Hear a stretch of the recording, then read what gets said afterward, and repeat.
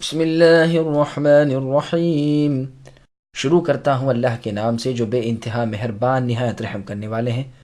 واللیل اذا یغشا والنہار اذا تجلی وما خلق الذکر والانثى ان سعیکم لشتى فاما من اعطى واتقى وصدق بالحسنى فسنيسره لليسرى وَأَمَّا مَن بَخِلَ وَاسْتَغْنَى وَكَذَّبَ بِالْحُسْنَى فَسَنُيَسِّرُهُ لِلْعُسْرَى وَمَا يُغْنِي عَنْهُ مَالُهُ إِذَا تَرَدَّى۔ قسم ہے رات کی جب چھا جائے، اور قسم ہے دن کی جب روشن ہو، اور قسم ہے اس ذات کی جنہوں نے نر و مادہ پیدا کیے، یعنی اللہ۔ یقیناً تمہاری کوشش اے انسانوں مختلف قسم کی ہے، تو جو شخص دیتا رہے اور ڈرتا رہے گا اور نیک بات کی تصدیق کرتا رہے گا تو ہم بھی اس کے لیے آسانی پیدا کر دیں گے، لیکن جو بخیلی کرے گا اور بے پرواہی برتے گا اور نیک بات کی تکذیب کرے گا تو ہم بھی اس کی تنگی و مشکل کے سامان میسر کر دیں گے، اس کا مال اسے اوندھا گرنے کے وقت کچھ کام نہ آئے گا۔ سامعین، اب ان آیتوں کی تفسیر سماعت کیجیے۔ نبی صلی اللہ علیہ وسلم کا معاذ رضی اللہ عنہ سے یہ فرمانا پہلے بیان ہو چکا ہے صحیح بخاری کے حوالے سے کہ تم نے اے معاذ سبح اسم ربک الاعلی والشمس وضحاها اور واللیل اذا یغشا سے امامت کیوں نہ کرائی؟ دن اور رات کی قسم اور نیک و بد کا انجام۔ مسند احمد میں ہے کہ علقمہ رحمۃ اللہ علیہ شام میں آئے اور دمشق کے شہر کی مسجد میں جا کر 2 رکعت نماز ادا کی اور اللہ تعالیٰ سے دعا کی کہ اے اللہ مجھے نیک ساتھی عطا فرمائیے۔ پھر چلے تو ابو الدرداء رضی اللہ عنہ سے ملاقات ہوئی، پوچھا کہ تم کہاں کے ہو؟ تو علقمہ رحمۃ اللہ علیہ نے کہا میں کوفے والا ہوں۔ پوچھا کہ ابن ام عبد یعنی عبداللہ بن مسعود رضی اللہ عنہ اس سورت کو کس طرح پڑھتے تھے؟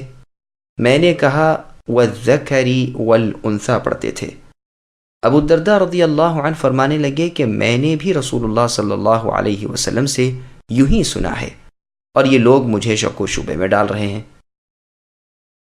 پھر فرمایا تم میں تکیے والے یعنی جن کے پاس سفر میں رسول اللہ صلی اللہ علیہ وسلم کا بسترا رہتا تھا، اور رازدان یعنی ایسے بھیدوں سے واقف جن کا علم اور کسی کو نہیں، وہ جو شیطان سے بزبان رسول صلی اللہ علیہ وسلم بچا لیے گئے تھے وہ نہیں ہیں، یعنی عبداللہ بن مسعود رضی اللہ عنہ۔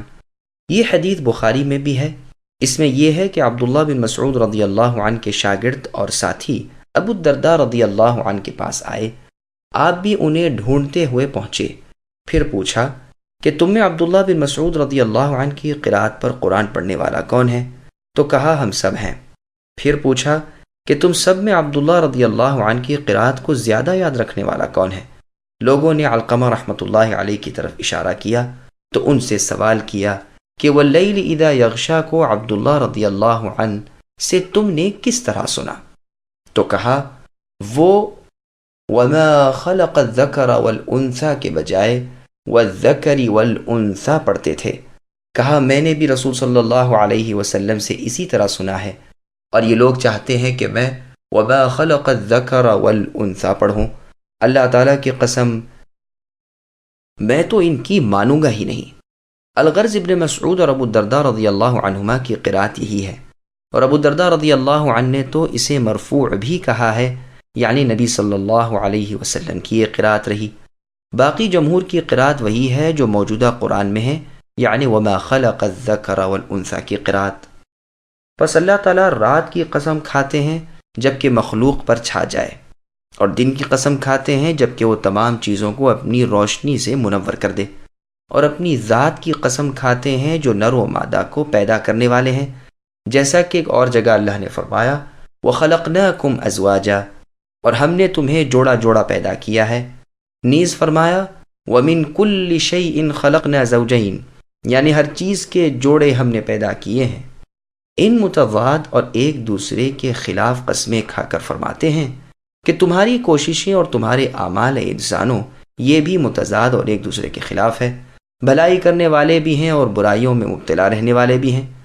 پھر آگے اللہ فرماتے ہیں کہ جس نے دیا یعنی اپنے مال کو اللہ تعالیٰ کے حکم کے ماتحت خرچ کیا اور پھونک پھونک کر قدم رکھا، ہر معاملے میں اللہ تعالیٰ کا خوف کرتا رہا، یعنی اللہ سے ڈرتا رہا، اور اللہ کے بدلے کو سچا جانتا رہا اور اللہ کے ثواب پر یقین رکھا۔ حسنہ کے معنی لا الہ الا اللہ کے بھی کیے گئے ہیں، اللہ تعالیٰ کی نعمتوں کے بھی کیے گئے ہیں۔ نماز، روزہ، زکوٰۃ، صدقہ فطر جنت کے بھی مروی ہیں۔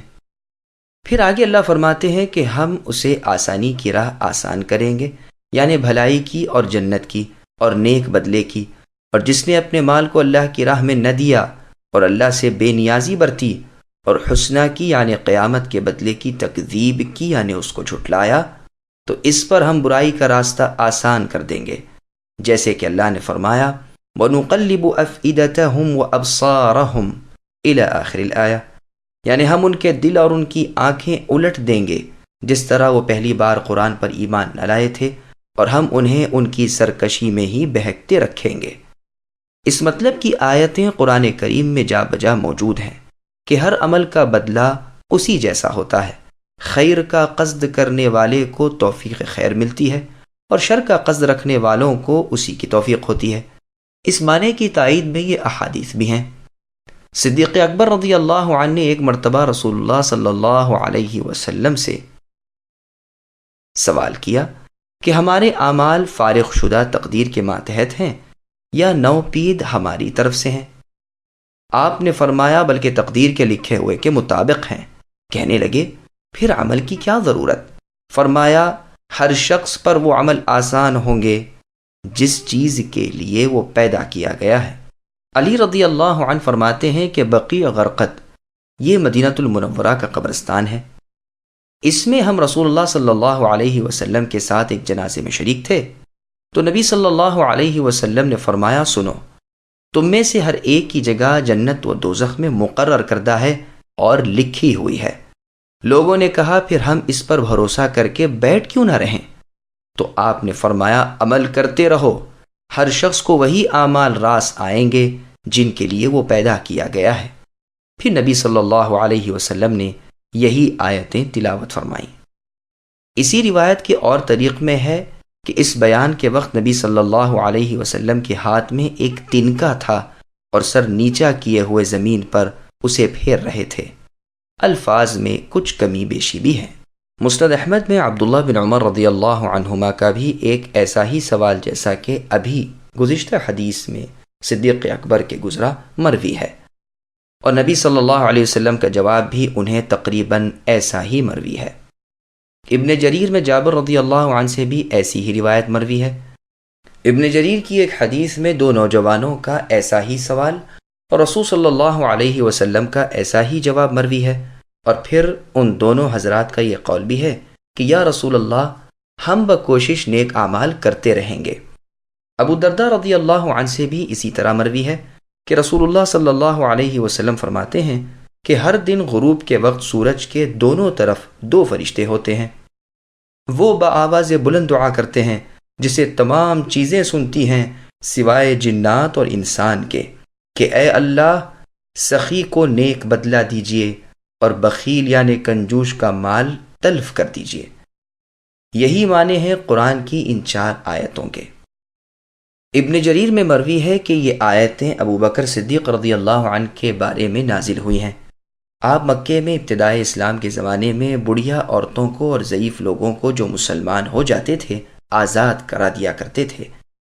اس پر ایک مرتبہ آپ کے والد ابو قحافہ نے جو اب تک مسلمان نہیں ہوئے تھے کہا بیٹا تم جو ان کمزور ہستیوں کو آزاد کراتے پھرتے ہو، اس سے یہ اچھا ہو کہ نوجوان طاقت والوں کو آزاد کراؤ تاکہ وقت آنے پر یہ تمہیں کام آئیں، تمہاری مدد کریں اور دشمنوں سے لڑیں۔ تو صدیق اکبر رضی اللہ عنہ نے جواب دیا کہ ابا میرا ارادہ دنیاوی فائدے کا نہیں، میں تو صرف رضائے رب مرضی مولا چاہتا ہوں۔ اس بارے میں یہ آیتیں نازل ہوئیں۔ تردہ کے معنی مرنے کے بھی مروی ہیں اور آگ میں گرنے کے بھی۔ ان علینا للہدی وان لنا للآخرة والأولى فأنذرتكم نارا تلظى لا يصلاها إلا الأشقى الذي كذب وتولى وسيجنبها الأتقى الذي يؤتي ماله يتزكى وما لأحد عنده من نعمة تجزى إلا ابتغاء وجه ربه الأعلى وَلَسَوْفَ يَرْضَى۔ بے شک راہ دکھا دینا ہمارے ذمہ ہے اور ہمارے ہی ہاتھ میں ہے آخرت اور دنیا۔ میں نے تو تمہیں شعلے مارتی ہوئی آنکھ سے ڈرایا ہے جس میں صرف وہ بدبخت تر لوگ داخل ہوں گے جنہوں نے جھٹلایا اور اس کی پیروی سے منہ پھیر لیا ہے۔ اس سے ایسا شخص دور رکھا جائے گا جو پرہیزگار ہوگا، جو پاکی حاصل کرنے کے لیے اپنا مال دیتا ہوگا۔ کسی کا اس پر کوئی احسان نہیں کہ جس کا بدلہ دیا جا رہا ہو، بلکہ صرف اپنے پروردگار بزرگ و بلندی کی رضا مطلوب ہوتی ہے۔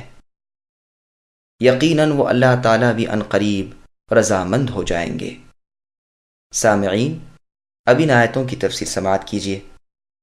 ظالموں کا انجام، یعنی حلال و حرام کا ظاہر کر دینا ہمارے ذمے ہے۔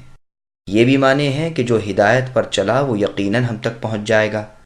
جیسے ایک اور جگہ اللہ نے فرمایا وَعَلَى اللَّهِ قَصْدُ السَّبِيلِ، آخرت اور دنیا کی ملکیت ہماری ہی ہے۔ میں نے بھڑکتی ہوئی آگ سے تمہیں ہوشیار کر دیا ہے۔ مسند احمد میں ہے کہ نعمان بن بشیر رضی اللہ عنہ نے اپنے خطبے میں فرمایا کہ رسول اللہ صلی اللہ علیہ وسلم سے میں نے خطبے کی حالت میں سنا ہے کہ آپ بہت بلند آواز سے فرما رہے تھے، یہاں تک کہ اس جگہ سے بازار تک آواز پہنچے اور بار بار فرماتے جاتے تھے، لوگو میں تمہیں جہنم کی آنکھ سے ڈرا چکا، لوگو میں تمہیں جہنم کی آنکھ سے ڈرا رہا ہوں۔ بار بار یہ فرما رہے تھے یہاں تک کہ چادر مبارک کندھوں سے سرک کر پیروں میں گر پڑی۔ صحیح بخاری میں ہے کہ رسول اللہ صلی اللہ علیہ وسلم نے فرمایا کہ سب سے ہلکے عذاب والا جہنمی قیامت کے دن وہ ہوگا کہ جس کے دونوں تلووں تلے 2 انگارے رکھ دیے جائیں گے جس سے اس کا دماغ ابل رہا ہوگا۔ مسلم کی حدیث میں ہے کہ ہلکے عذاب والا جہنمی وہ ہوگا جس کی دونوں جوتیاں اور دونوں تسمے آگ کے ہوں گے، جن سے اس کا دماغ اس طرح ابل رہا ہوگا جس طرح ہنڈیا میں خود بدی آ رہی ہو۔ باوجود یہ کہ سب سے ہلکے عذاب والا یہی ہے، لیکن اس کے خیال میں اس سے زیادہ عذاب والا کوئی نہ ہوگا۔ اس جہنم میں صرف وہی لوگ گھیر گھار کر بدترین عذاب کیے جائیں گے جو بدبخت تر ہوں، جن کے دل میں تکذیب ہو اور جسم سے اسلام پر عمل نہ ہو۔ مسند احمد کی حدیث میں ہے کہ میری ساری امت جنت میں جائے گی سوائے ان کے جو انکار کریں۔ لوگوں نے پوچھا انکاری کون ہے؟ فرمایا جو میری اطاعت کرے وہ جنت میں گیا، اور جس نے میری نافرمانی کی اس نے انکار کر دیا۔ اور فرمایا کہ جہنم سے دوری اسے ہوگی جو تقوی شعار پرہیزگار اللہ سے ڈرنے والا ہو، جو اپنے مال کو اللہ کی راہ میں دے تاکہ خود بھی پاک ہو جائے اور اپنی چیزوں کو بھی پاک کر لے اور دین دنیا میں پاکیزگی حاصل کر لے۔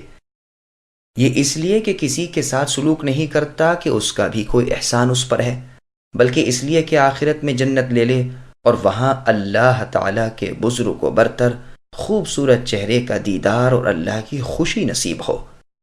پھر آگے اللہ فرماتے ہیں کہ بہت جلد بالیقین ایسی پاک صفتوں والا شخص راضی ہو جائے گا۔ فضائل صدیق اکبر رضی اللہ عنہ۔ اکثر مفسرین کہتے ہیں کہ یہ آیتیں ابو بکر صدیق رضی اللہ عنہ کی فضیلت کے بارے میں اتری ہیں، یہاں تک کہ بعض مفسرین نے تو اس پر اجماع نقل کیا ہے۔ بے شک صدیق اکبر رضی اللہ عنہ اس میں داخل ہیں اور اس کے عموم میں ساری امت سے پہلے ہیں۔ گو الفاظ آیت کے عام ہیں، لیکن آپ سب سے اول اس کے مصداق ہیں۔ ان تمام اوصاف میں اور کل کی کل نیکیوں میں سب سے پہلے اور سب سے آگے اور سب سے بڑے چڑھے آپ ہی تھے۔ آپ صدیق تھے، پرہیزگار تھے، سخی تھے، اپنے مالوں کو اپنے مولا اللہ تعالیٰ کی اطاعت میں اور رسول صلی اللہ علیہ وسلم کی امداد میں دل کھول کر خرچ کرتے رہتے تھے، ہر ایک کے ساتھ احسان و سلوک کرتے اور کسی دنیاوی فائدے کی چاہت پر نہیں، کسی کے احسان کے بدلے نہیں، بلکہ صرف اللہ تعالیٰ کی مرضی اور اللہ کے خوبصورت اور بزرگ و برتر چہرے کے دیدار کے لیے، رسول اللہ صلی اللہ علیہ وسلم کی فرمانبرداری کے لیے۔ جتنے لوگ تھے خواہ بڑے ہوں خواہ چھوٹے، سب کے سب پر صدیق اکبر رضی اللہ عنہ کے احسانات کے بار تھے، یہاں تک کہ عروہ بن مسعود جو قبیلہ ثقیف کا سردار تھا، صلح حدیبیہ کے موقع پر جبکہ صدیق اکبر رضی اللہ عنہ نے اسے ڈانٹا ڈپٹا اور 2 باتیں سنائیں تو اس نے کہا کہ اگر آپ کے احسان مجھ پر نہ ہوتے جس کا بدلہ میں نہیں دے سکا تو میں آپ کو ضرور جواب دیتا۔ بس جبکہ عرب کے سردار اور قبائل عرب کے بادشاہ کے اوپر آپ کے اس قدر احسان تھے کہ وہ سر نہیں اٹھا سکتا تھا تو بھلا اور تو کہاں۔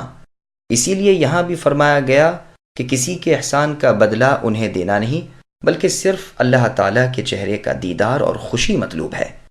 بخاری و مسلم کی حدیث میں ہے کہ جو شخص جوڑا اللہ تعالیٰ کی راہ میں خرچ کرے اسے جنت کے داروغے پکاریں گے کہ اے اللہ کے بندے ادھر سے آؤ، یہ دروازہ سب سے اچھا ہے۔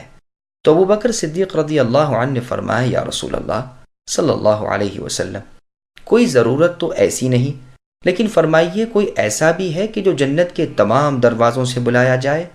نبی صلی اللہ علیہ وسلم نے فرمایا ہاں ہے، اور مجھے اللہ تعالیٰ سے امید ہے کہ تم ان میں سے ہو۔ سامعین الحمدللہ، سورۃ اللیل کی تفسیر مکمل ہوئی۔